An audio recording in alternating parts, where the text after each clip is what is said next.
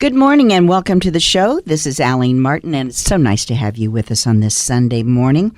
And I have a guest in studio that has done something that most of us women wouldn't even attempt to do, but it's something that helps a lot of people with medical problems. Her name is Lisa Sakovich, and she is the founder of ARJ Infusion Services.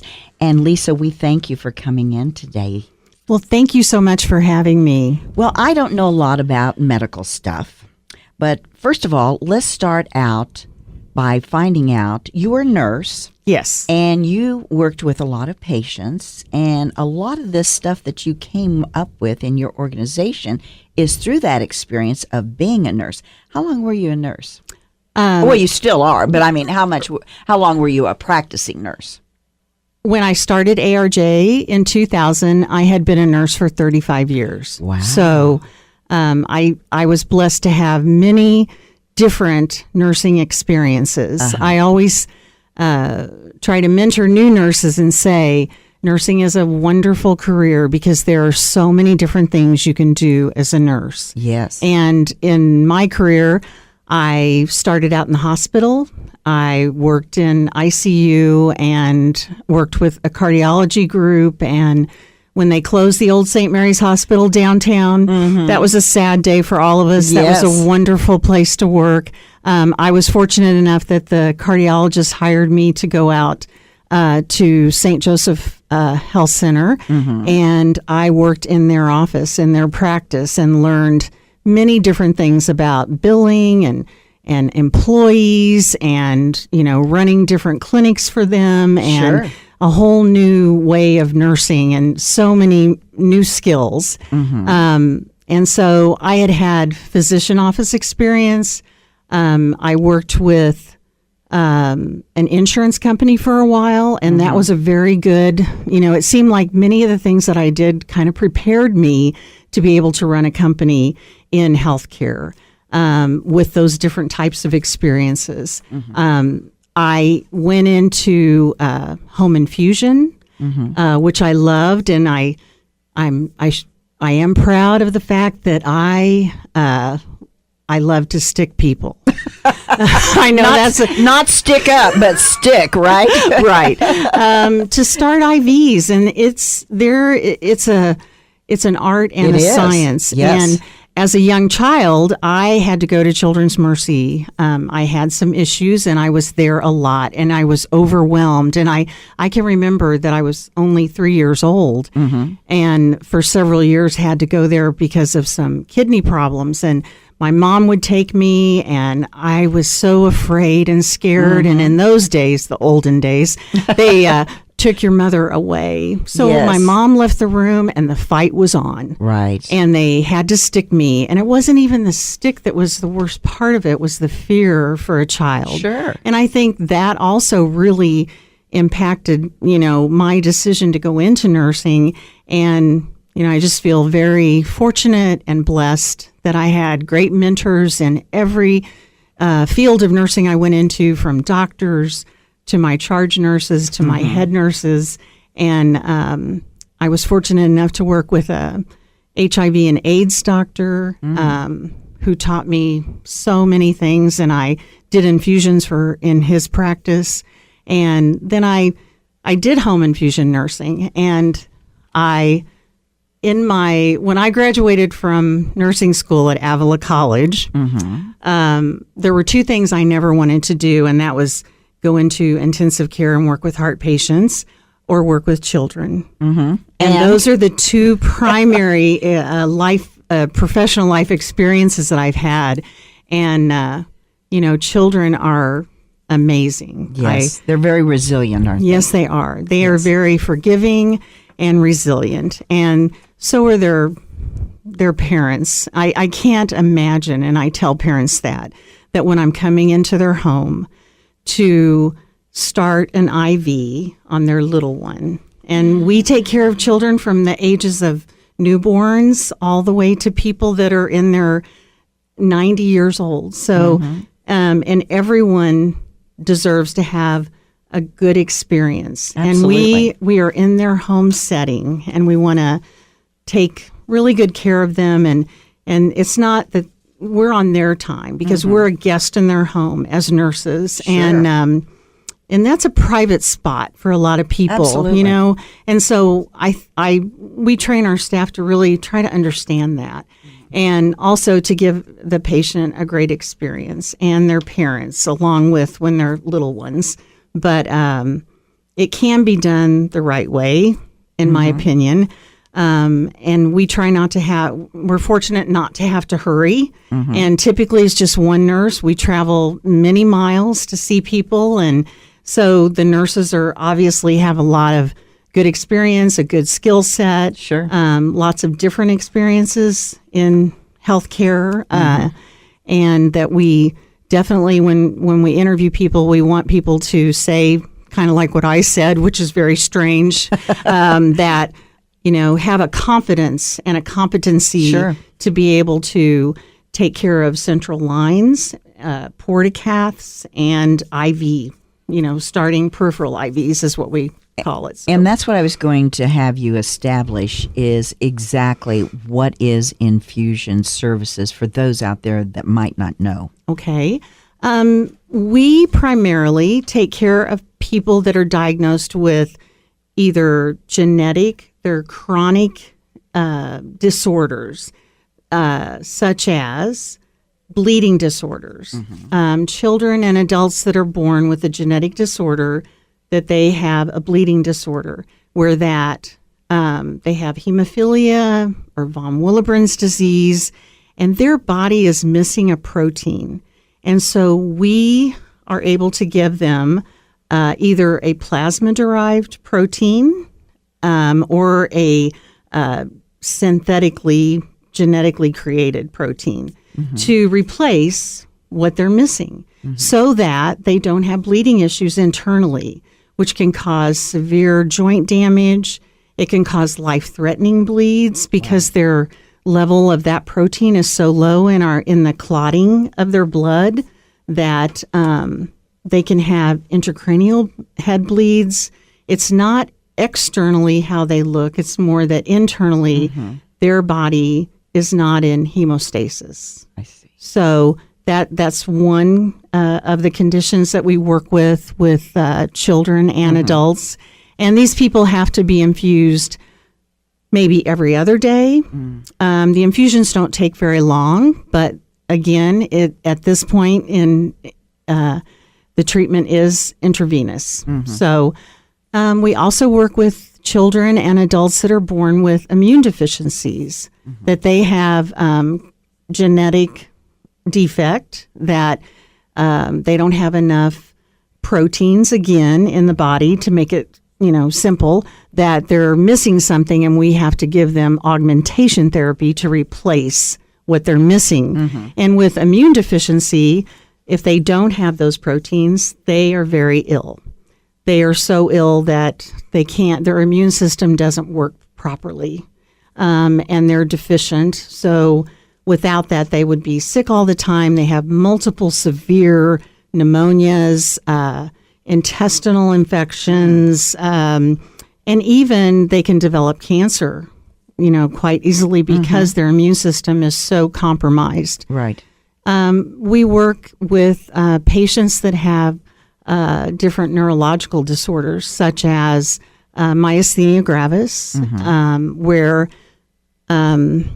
we give them immune globulin treatments IV in addition to their other oral medications.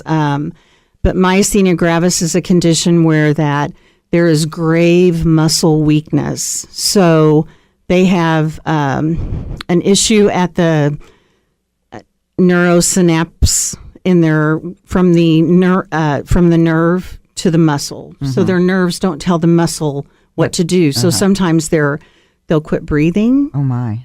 They have great fatigue of even just chewing their food, breathing, swallowing. And so we people that have severe symptoms, we sometimes, as the doctor would order some of the IV treatments that we would give in the home setting if they're stable. People with multiple sclerosis. So several neurological disorders we give IV treatments for. Question. The ones that you've just described, is it more beneficial for them to have your services in their home instead of going out in the community and possibly contracting other, I don't want to call them diseases, but germs that would make them even sicker? I think that, again, that would be definitely the physician's decision. In my opinion, as a nurse, the doctor knows what, and the patient know what's best, what the best setting is. Right. And definitely when people are stable and tolerate their therapy, because these do have potential side effects. Sure. And we're always prepared for that in the home setting.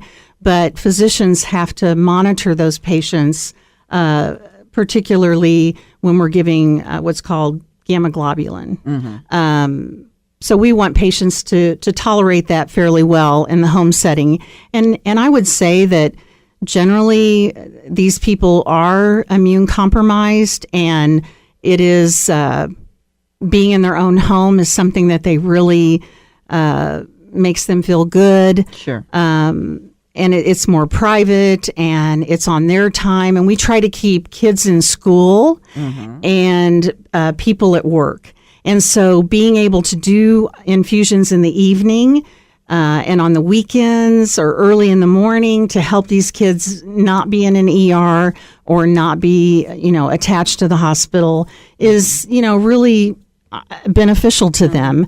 And so I think that having alternatives for people is a good thing. And, oftentimes with hemophilia, with bleeding disorders, that's definitely a goal, is that this is done because they need these, they may need it every day, every other day, that they're not attached to an ER, that we actually teach parents how to administer their child's factor.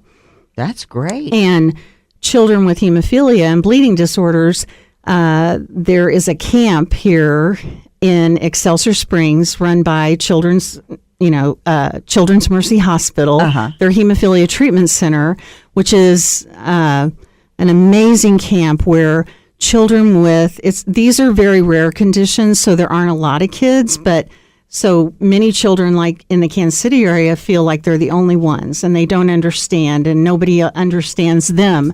And they don't really look ill, but they have to get this factor, this stick every day, yes, or every other day. And so Children's Mercy, and I've been fortunate to work with that camp for the last 21 years, where kids go and they meet other kids from Kansas and Missouri and Nebraska, Iowa, and they learn how to stick themselves. And it is one of the most powerful and empowering things I have ever witnessed. The power of a peer for a child who's 7, and the ages are 7 to 17, to watch the big guys.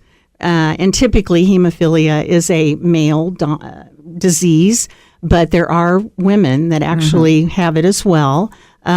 So there are girls and boys at camp, and it's just, I can't even describe how great it is to be a nurse and participate in that setting and just watch these kids blossom, and to watch their parents see what's happening. Most people, when their child is diagnosed, and I talk to them a little bit in pieces. You go through phases of understanding and accepting that this is a way of life, and eventually tell them it's just like brushing your teeth. They have to have their factor, and they will be healthy for life.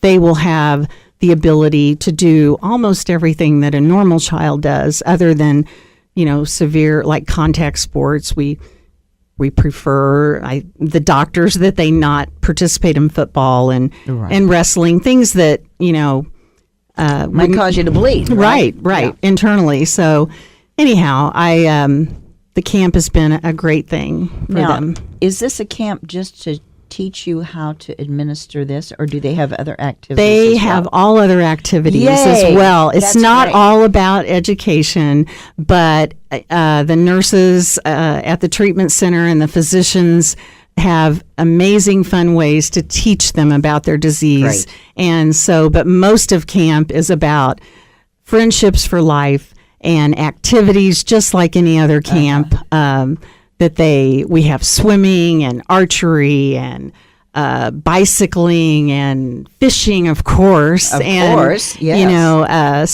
so many water sports and things, and they have a great time. Yeah. And that's located in the Kansas City area. Yes, it's actually in Excelsior Springs. Oh, but, I see. Yeah.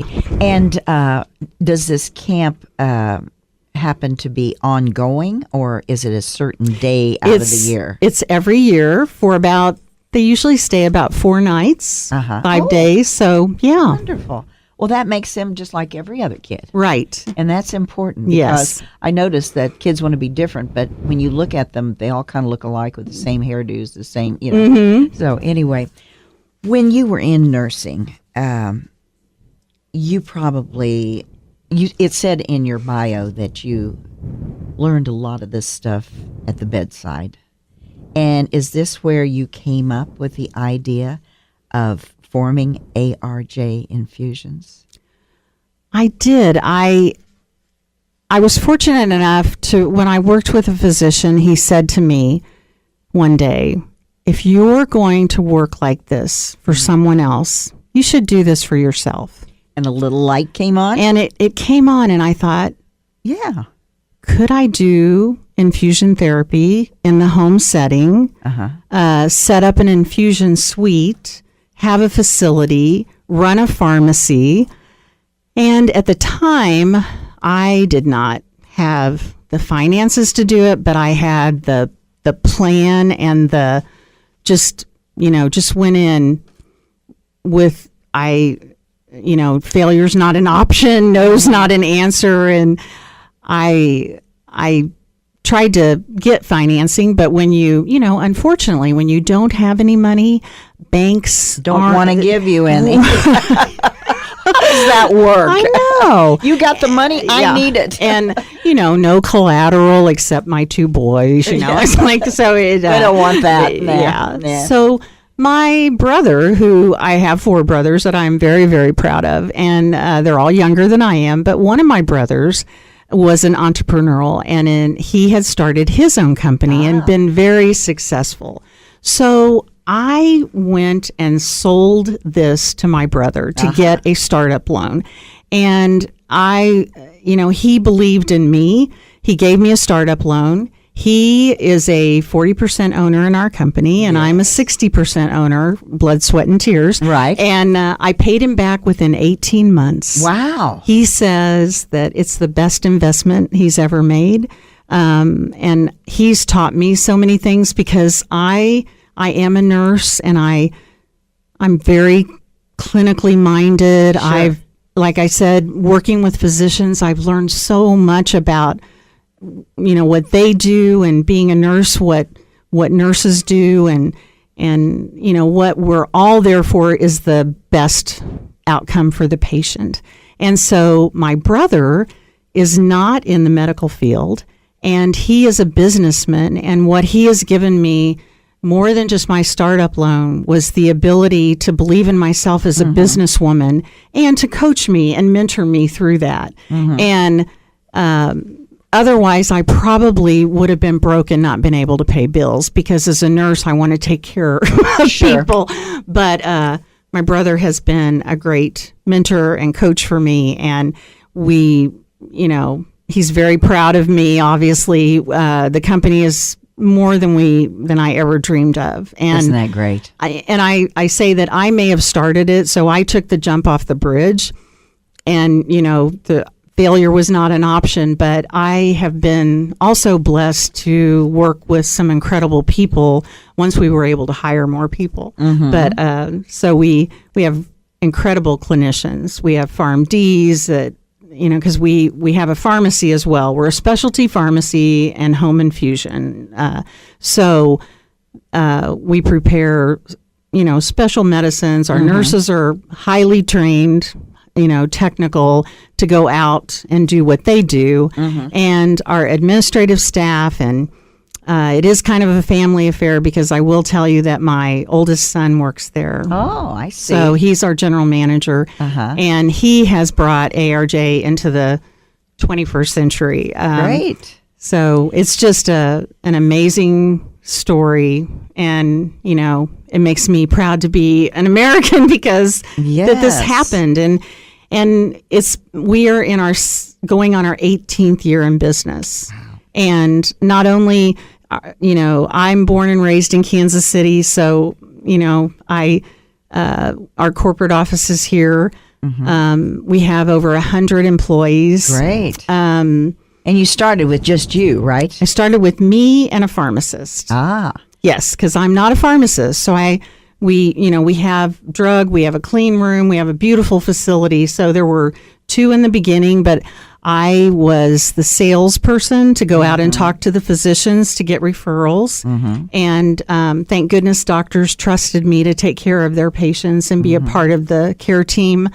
And then I would take care of the patient, one by one. We change the hat. Right. Yes. And then go back at 11 o'clock at night and do the billing because that was very important. I knew I had to get those bills into the insurance company or Medicare or Medicaid so we could get paid for the drug. And you had to pay the bro back. Right. Yes. That's right. Now you are located in the Lenexa area, is that right? Yes. We are right off of I-35. Okay.